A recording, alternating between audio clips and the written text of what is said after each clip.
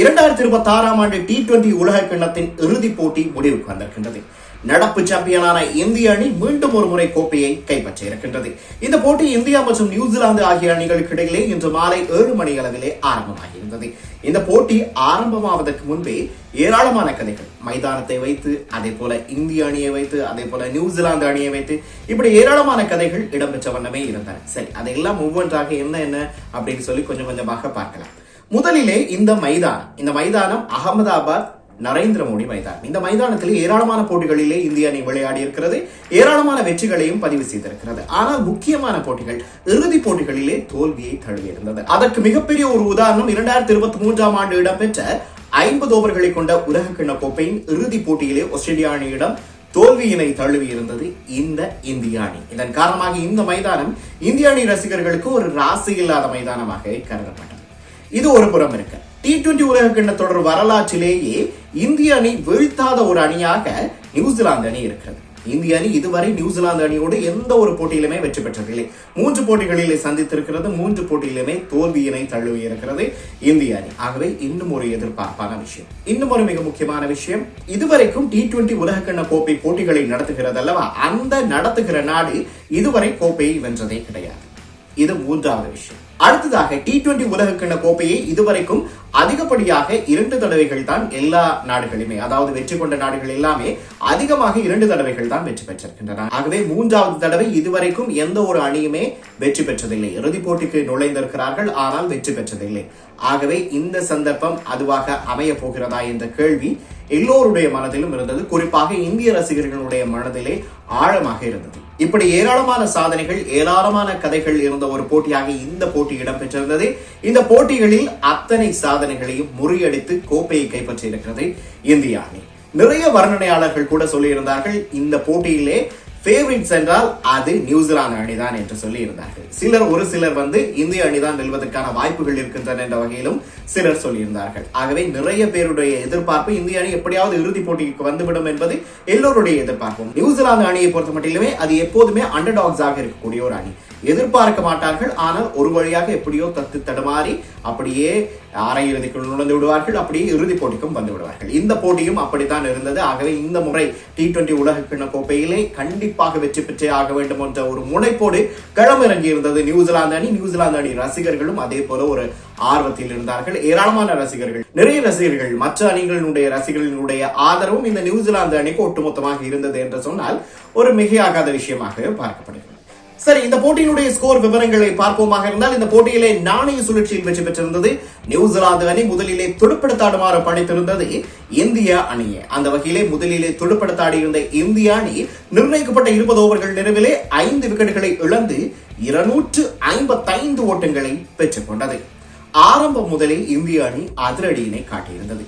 இந்த போட்டியிலே கடைசி 3 போட்டிகளிலே மாத்திரம் களமிறங்கியிருந்த சஞ்சு சாம்சன் இந்த போட்டியிலுமே தான் யார் என்பதை நிரூபித்து காட்டியிருந்தார். இந்த போட்டியிலுமே அப்படி வான வேடிக்கைகளை நிகழ்த்தி சிக்ஸர் மழை பொழிந்திருந்தார் இந்த போட்டியிலே.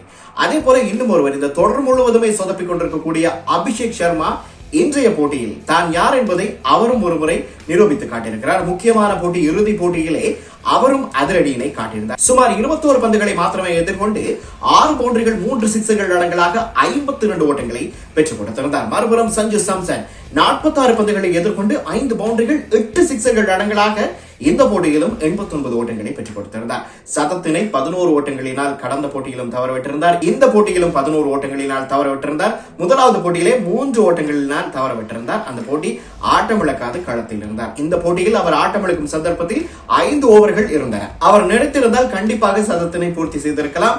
இருந்தாலும் சதத்துக்காக விளையாடாமல் ஒரு நல்ல ஒரு அதிரடியினை எப்படியாவது இந்திய அணிக்கு கொடுத்து விட வேண்டும் என்ற முனைப்பிலே அவர் களமிறங்கி ஆடியிருந்தார்.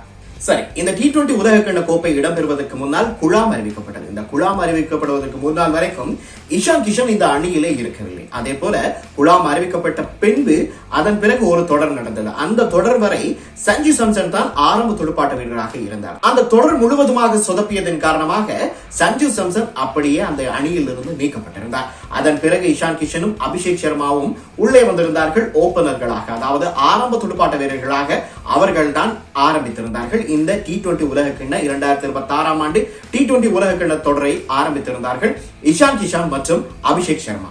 இந்த அபிஷேக் சர்மா கொஞ்சம் அப்படியே அவுட் ஆஃப் ஃபார்மிலே இருந்ததன் காரணமாக அவரை அப்படியே வெளியிலே போடாமல் சஞ்சு சாம்சன் உள்வாங்கப்பட்டிருந்தார். அதன் பிறகு ஆரம்ப துடுப்பாட்ட வீரராக இருந்த இஷான் கிஷன் 3ஆம் இலக்கத்திலே துடுப்படுத்தாடுமாறு பணிக்கப்பட்டிருந்தார். இப்படித்தான் இந்த தொடர் முழுவதுமே சுவாரஸ்யமான விடயங்கள் நடந்து கொண்டிருந்தது. குழாம் அறிவிக்கப்படுவதற்கு முன்னால் வரைக்கும் இஷான் கிஷான் இந்த அணியிலே இடம்பெறவில்லை. அவர் மீண்டு வந்திருந்தார். மீண்டு வந்து தான் யார் என்பதை நிரூபித்திருந்தார்.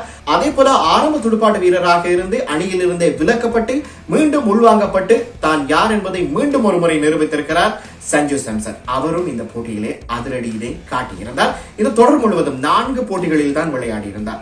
முதலாவது போட்டி ஜிம்பாப்வே உடனான ஒரு போட்டியிலே களமிறங்கியிருந்தார். அதன் பிறகு மேற்கிந்திய தீவுகள் அணியுடனான போட்டி, அதன் பிறகு அரையிறுதி போட்டியிலே இங்கிலாந்து அணியுடனான போட்டி, அதன் பிறகு இறுதி போட்டி. 4 போட்டிகள் தான். இந்த 4 போட்டிகளில் மாத்திரம் விளையாடி சஞ்சு சாம்சன் அதிகப்படியான 2026ஆம் ஆண்டு T20 உலகக்கிண்ண கோப்பையிலே அதிகப்படியான ஓட்டங்களை பெற்ற வீரர்கள் பட்டியலிலே 2வது இடத்துக்கு வந்திருக்கின்றார்.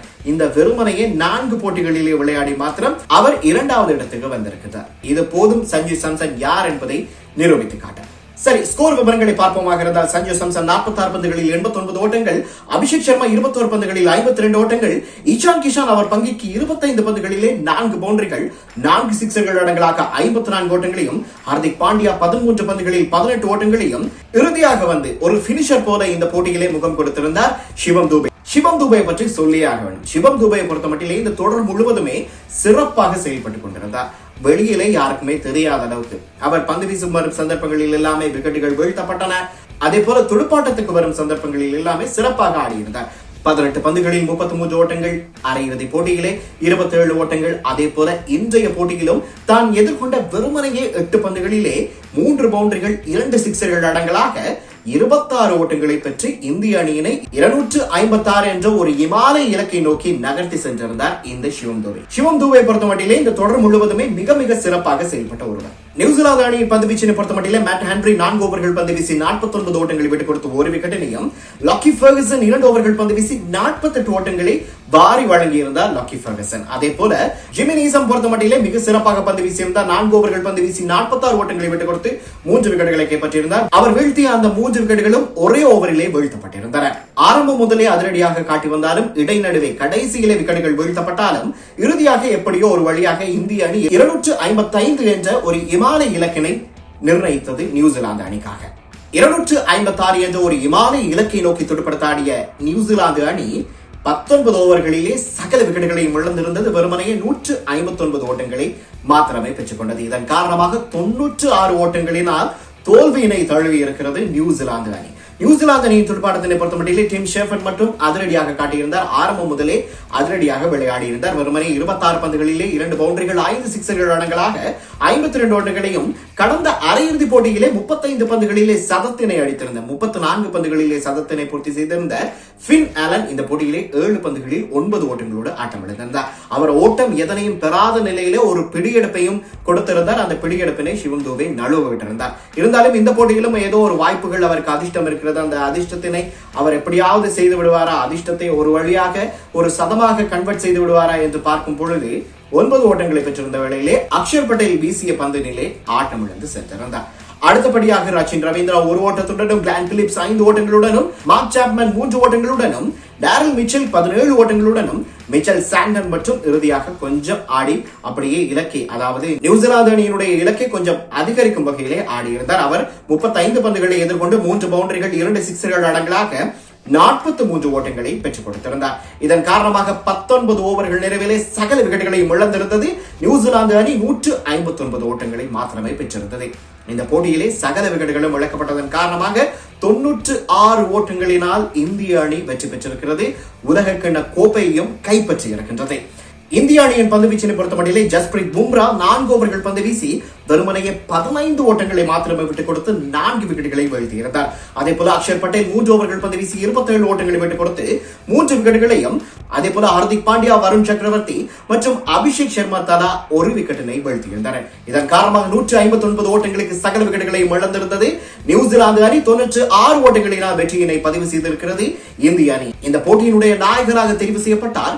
4 ஓவர்கள் பந்து வீசி வெறுமனையே 15 ஓட்டங்களை மாத்திரமே விட்டுக் கொடுத்து 4 விக்கெட்டுகளை வீழ்த்தி இருந்த ஜஸ்பிரீத் பும்ரா 2026ஆம் ஆண்டு T20 உலகக்கிண்ண தொடரின் தொடரின் நாயகனாக தெரிவு செய்யப்பட்டிருந்தார். இந்த தொடர் முழுவதுமே வெறுமனையே 4 போட்டிகளில் மாத்திரமே விளையாடி இருந்த சஞ்சு சாம்சன் தான் இந்த தொடரினுடைய நாயகனாக தெரிவு செய்யப்பட்டார். அதற்கு காரணம் அவர் விளையாடிய 4 போட்டிகளிலே 2 போட்டியிலே அவர்தான் ஆட்ட நாயகன் விருதினை வென்றிருந்தார். இந்த போட்டியிலும் 89 ஓட்டங்களை பெற்றிருந்தார். அதே நேரம் அவர் விளையாடிய 4 போட்டிகளிலுமே பெறப்பட்ட ஓட்டங்கள் இந்திய அணியின் வெற்றிக்கு மிகப்பெரிய பங்காற்றி இருப்பதன் காரணமாக தொடரின் நாயகனாக தெரிவு செய்யப்பட்டார் சஞ்சு சாம்சன். சரி, ஒரு வழியாக 1.5 மாத காலமாக இடம்பெற்றுக் கொண்டிருந்த இந்த T20 உலகக்கிண்ண கோப்பை இன்றுடன் நிறைவுக்கு வந்திருக்கின்றது. நடப்பு சாம்பியனான இந்திய அணி மீண்டும் ஒரு முறை இந்த கோப்பையினை கைப்பற்றி இருக்கின்றது. கோப்பையினை தக்க வைத்துக் கொண்டிருக்கிறது இந்திய அணி. 2026ஆம் ஆண்டு T20 உலகக்கிண்ண கோப்பையின் சாம்பியனாக மாறி இருக்கிறது இந்திய அணி. மீண்டும் ஒரு முறை இந்திய அணிக்கு எமது மனமார்ந்த வாழ்த்துக்களை தெரிவித்துக் கொள்கிறோம். இதே போல அடுத்ததாக IPL தொடர் ஆரம்பிக்க இருக்கிறது. அதே போல FIFA உலகக்கிண்ண கோப்பைகள் இடம்பெற இருக்கின்றன. இப்படி ஒட்டுமொத்தமான ஸ்போர்ட்ஸ் நிகழ்வுகளையும் உங்களுக்கு அப்படியே தொகுத்து வழங்குவதற்காக நான் தயாராக இருக்கிறேன். இதுவரைக்கும் இந்த சேனலை யாருமே சப்ஸ்கிரைப் செய்து கொள்ளல அப்படின்னா உடனடியாக சப்ஸ்கிரைப் செய்து கொள்ளுங்கள். அதே போல என்னை யாருமே இதுவரைக்கும் ஃபாலோ பண்ணல அப்படின்னா உடனடியாக ஃபாலோ பண்ணிக்கிட்டீங்க அப்படின்னா நான் போடுற ஒவ்வொரு வீடியோவுமே உங்களை உடனடியாக வந்து சேரும். நன்றி, வணக்கம்.